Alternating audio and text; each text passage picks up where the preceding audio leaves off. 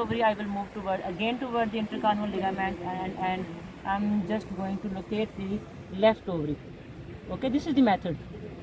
So I'm just going to look at it. So left ovary is somewhat bigger to me when I'm going to palpate it, and having some kind of a difference in texture of the ovary. It is entirely fluid-like structure, having on the base, you can say which one is the attached border of the ovary. There is the ovarian texture.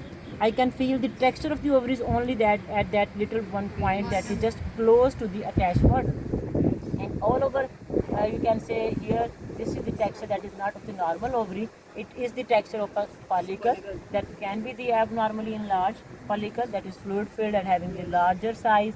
And then by palpating the entire surface, I'm just feeling some kind of a change in the texture over here also.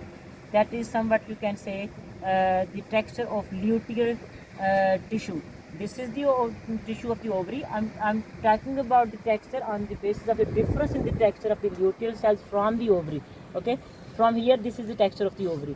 This is the texture of a fluid filled structure, and this is the texture that is somewhat like the luteal cells. It means that this is a structure that is somewhat confusing.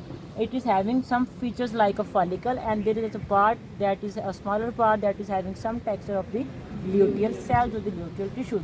So we can say that this is the partially luteinized follicular cyst. We can say because this is of the abnormally enlarged size. Sometimes you can say there are 2 or 3 abnormally enlarged follicular cysts that just get, you can say, joined together and collapse together, and I can feel here there is a curvature or there is a boundary. It means that this was a separate follicle and this was a separate follicle. This is just a detail, but to me you can easily say that this is the abnormally enlarged follicle that is having some kind of the texture of the follicular cyst and some kind of the texture of the luteal cyst.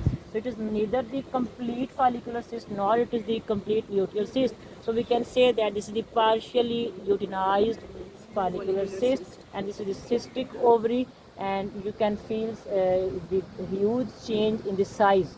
This is up to, you can say, 6 or 7 centimeter. This is the of the larger size.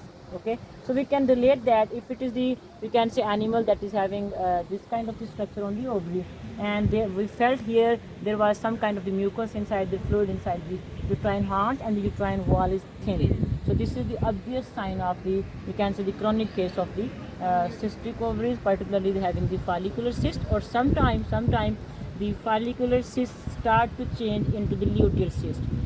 Why? How it can change into the luteal cyst? Sometime without ovulation, the